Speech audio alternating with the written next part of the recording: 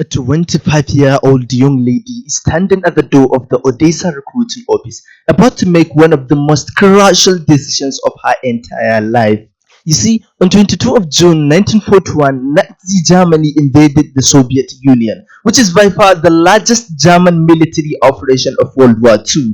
And suddenly, the Soviet Union began recruiting volunteers at the Odessa recruiting office in Ukraine. Remember, this is at the time of the Soviet Empire, where Ukraine was part of the Soviet Empire before the collapse of the Soviet Union in 1991. However, during the first round of the volunteers, a 25-year-old young lady showed up in the office eager to join the infantry. But the registrars refused to sign her into the army and suggested that she work as a nurse instead. She was just 25 years old, and so they didn't think she might be able to fight.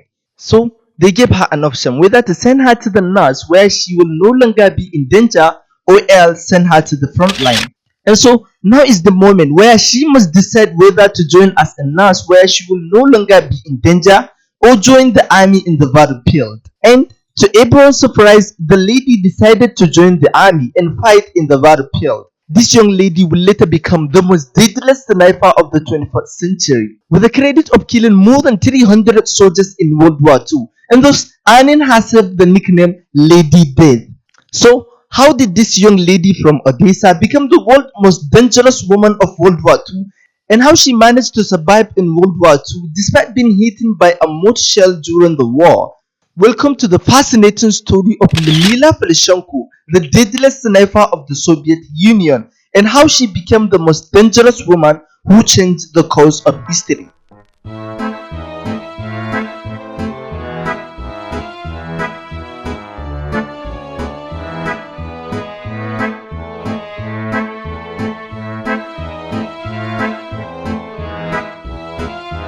Lyudmila Pavlichenko was born on 12 of July 1916 in Kiev Governorate in the Russian Empire, which is now in Kiev Oblast, Ukraine. Her father, Mikhail Pavlichenko, is a locksmith from Petrograd and who was living with her mother, Elena Trofimovna Pavlichenko. However, when Lyudmila turned 14, the family moved to Kiev. You see, her father worked for the Communist Party and was a party member who served as a regimental commissar in the Red Army, where he was being awarded the Order of the Red Banner, an order which was established in 1918 during the Russian Civil War. It was the highest award at the time for heroism in combat or long service in the armed forces, which is only eligible to the Soviet citizens.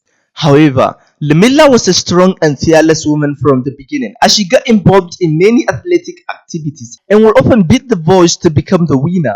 She was even a self-described tomboy due to her fiercely competitive athletic activities. While in Kiev, she joined an Osovyakhin shooting club, which would later become DOSAV, a paramilitary sport organization in the Soviet Union concerned mainly with weapons, automobiles, and aviation.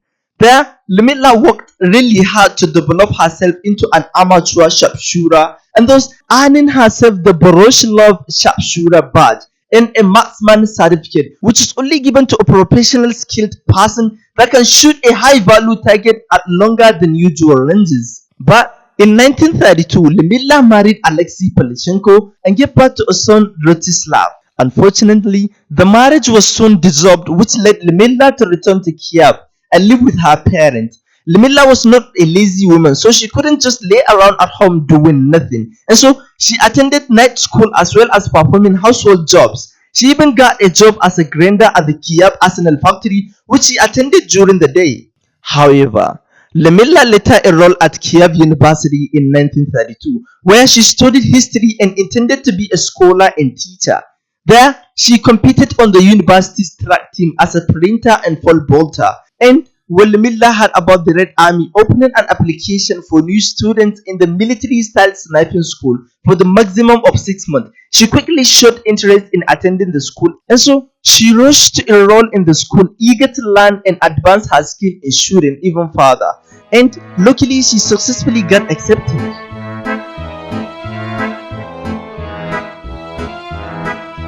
In 1941, when Lyudmila was 25, while still in her fourth year studying history at Kiev University, Operation Barbarossa was put into action, the first invention of the Soviet Union by Nazi Germany. You see, when Germany began its invasion of the Soviet Union, Lyudmila was among the first round of volunteers at the Odessa recruiting office, where she requested to join the infantry. The registrar said to her that they didn't think she could fight in the battlefield because she's a young lady and she was just 25 years old. He pushed her to be a nurse so that she could help the wounded soldiers and thought that was the best place for her to be, as she will no longer be in danger. But she clearly impressed the registrars and refused to work as a nurse. And after seeing that she had completed multiple training courses, the registrars agreed to sign her into the army. And she was finally accepted into the army as a sniper and assigned to the Red Army's 25th Rifle Division. There, she became one of the 2,000 female snipers in the Red Army, of whom about 500 survived the war. Although she was assigned a combat role, she was issued with just a fragmentation grenade because of weapons shortage. But on 8th of August 1941, a fallen comrade handed her his Mosin Nagant Model 1891 bolt-action rifle, a 5-shot internal magazine-fed military rifle, officially known as the 3-line rifle M1891. With a more advanced rifle in her hand, Lyudmila proved her precision skills by shooting 2 enemies for the first time and proved herself to her comrades. Lyudmila even described the event herself as her baptism of fire because it was at this pivotal moment that she officially became a sniper. Lyudmila fought for about 2.5 months during the siege of Odessa, and she was credited with killing over 187 soldiers. And so, because of this incredible achievement, which shocked not just her unit but the entire company and also impressed her commanders. And so, in August 1941, Lyudmila was promoted to senior sergeant, where she added 100 more kills to her official tally.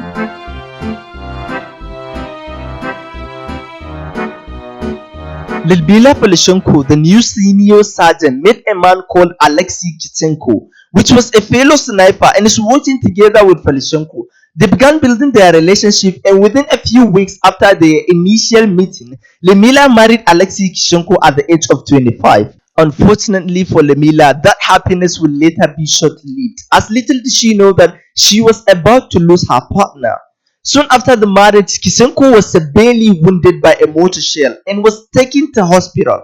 But unfortunately, Alexei died from his injuries a few days later in the hospital, leaving Lyudmila a widow for the second time in her life at the age of 25. Lyudmila was depressed. She failed to control her emotions and she was still in her early 20s, and so she cried as much as she could. This was a real heartbreak and she felt the pain in her heart. As a result, Lyudmila would suffer a constant depression that would stick with her for the rest of her life. However, in 1941, after a dirty war took place in the city of Odessa, the Nazis and their Romanian allies took over the city of Odessa, which forced her unit to withdraw by sea to Sebastopol on the Crimean Peninsula to fight in the siege of Sebastopol. There, she trained older snipers who were credited with killing over 100 Axis soldiers during the war. And so, by 1942, the newly promoted Lieutenant Lyudmila Pavlichenko was cited by the Southern Army Council for killing 257 Axis soldiers during the war. However, the number of soldiers Lyudmila is credited with killing during World War II was a total of 309, including 36 Axis snipers. I know some of you might have sat there thinking, how did she manage to escape from the battlefield without a single shot or getting injured? Despite the fact that she fought in the front line and had successfully killed more than 300 soldiers in World War II, and there has never been a major incident. But I'm pleased to tell you that Lyudmila is proof of how great she was, that she has killed as many people as possible and get away with it without getting harmed. I'm just kidding. This isn't a Disney movie, so brace yourself because things were about to get worse. In June 1942, while the team continued to fight, a mortar shell was shot to their unit by the enemies. Suddenly, a shrapnel from the mortar shell hit Pavlichenko in the face and injured her face. When she was officially injured, the Soviet High Command ordered for her to be evacuated from Sebastopol via submarine and take her to the hospital to rescue her life.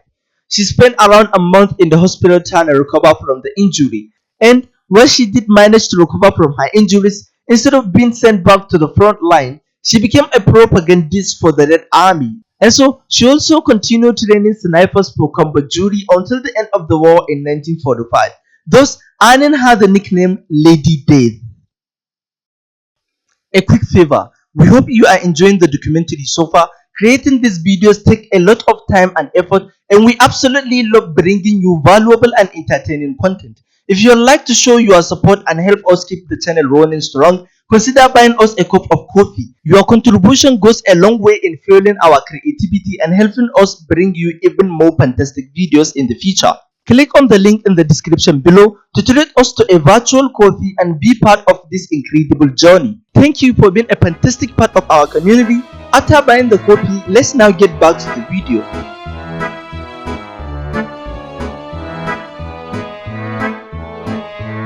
Lyudmila was awarded with the Gold Star Hero of the Soviet Union, as well as the Order of Lenin. And in 1942, Lyudmila was sent to Canada and the United States for a publicity visit as part of the Soviet Union's attempt to convince other allies of World War II to open a second front against Nazi Germany.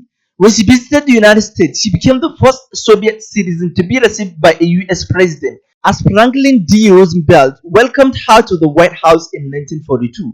And when the war ended in 1945, Lyudmila went back to Kiev to finish her education at Kiev University and began a new career as a historian. And from 1945 to 1953, she was a research assistant at the Soviet Navy headquarters. In 1957, Elena Roosevelt visited her in Moscow during a visit to the Soviet Union. However, Lyudmila struggled constantly with depression because of the loss of her husband in the war. And thus, on October 10, 1974, Lyudmila died. The 58-year-old Lady Death died due to suffering from post-traumatic stress disorder and alcoholism, which are believed to have contributed to her early death. And she was buried in the Butchai Cemetery in Moscow. Lyudmila experiences during World War II, both in battle and on tour in the United States, are retold in Kate Quinn's 2022 novel, The Diamond Eye. Thanks for watching to the end of this video. You are the true heroes, and see you in the next video.